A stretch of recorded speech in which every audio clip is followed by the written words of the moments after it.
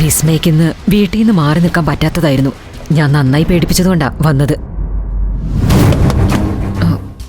വന്നു എന്ന് തോന്നുന്നു. ശരി, റിസൾട്ട് അറിഞ്ഞ വേഗം വിളിക്കണം.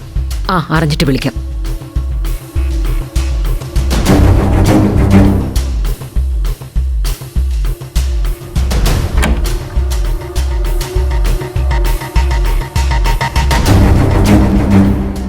റിസൾട്ടൊക്കെ നമ്മുടെ ആവശ്യത്തിന് പോസിറ്റീവാണ്. വിസ്മയ്ക്ക് ഒരു കുഞ്ഞിനെ കൺസീവ് ചെയ്യാനും ഡെലിവറി ചെയ്യാനും പറ്റും. Thank you doctor. ഇരിക്കെ.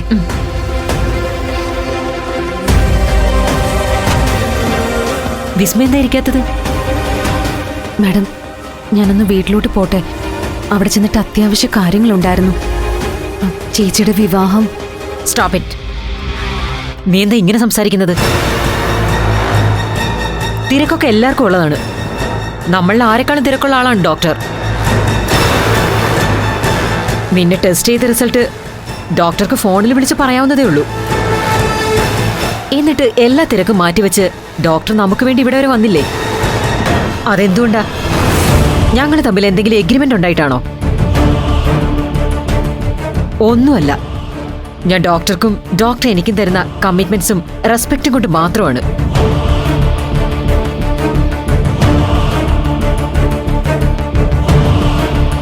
പക്ഷേ നമ്മൾ തമ്മിൽ അങ്ങനെയല്ല.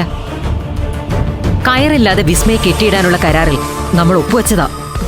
മാഡം, അതൊക്കെ എനിക്കറിയാം. ഞാൻ എത്രയും പെട്ടെന്ന് വീട്ടിലെത്തിയില്ലെങ്കിൽ എന്റെ കണക്കുകൂട്ടലുകളെല്ലാം തെറ്റും.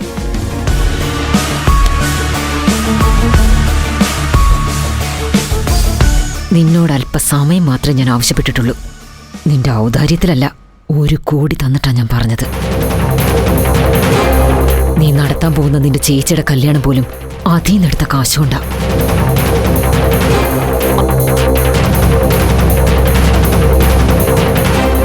ഫിസിക്കലി എല്ലാം ഓക്കെ ആണെങ്കിലും വിസ്മയ മാനസികമായി ഒരുപാട് സ്ട്രെസ് അനുഭവിക്കുന്നുണ്ടെന്നാണ് എനിക്ക് മനസ്സിലായത്.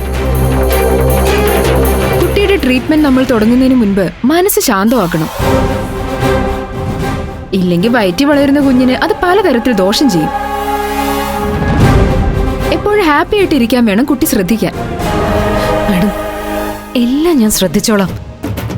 ഇപ്പോ എന്നെ ഒന്ന് പറഞ്ഞു വിടൂ പ്ലീസ്. ശരി ശരി, മറ്റു കാര്യങ്ങളൊക്കെ നമുക്ക് ട്രീറ്റ്മെന്റ് തുടങ്ങുന്നതിന് മുമ്പ് സംസാരിക്കാം.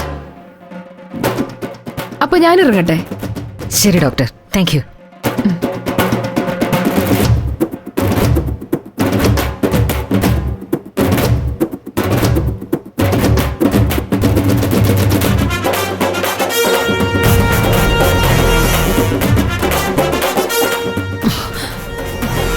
ഡോക്ടർ പറഞ്ഞതെല്ലാം വിസ്മയ കേട്ടല്ലോ. കേട്ടു.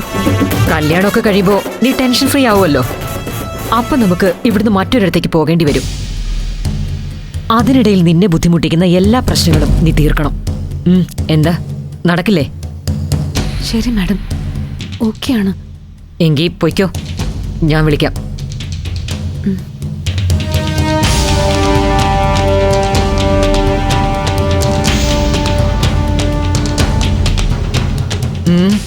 ഇനി എന്താ? ഞാൻ ഈ കാര്യം ഡോക്ടറമ്മയായിട്ടൊന്ന് സംസാരിച്ചോട്ടെ. നോ, അതെങ്ങനെ ശരിയാവും? നമ്മളല്ലാതെ മറ്റൊരാൾ ഇക്കാര്യം അറിയില്ലെന്നാ നീ ഒപ്പിട്ട് തന്ന എഗ്രിമെന്റ്. അത് തെറ്റിച്ചാ പിന്നെ നിനക്കൊരു ലൈഫ് ഉണ്ടാവില്ല. തൽക്കാലം നീ പോവാൻ നോക്ക്.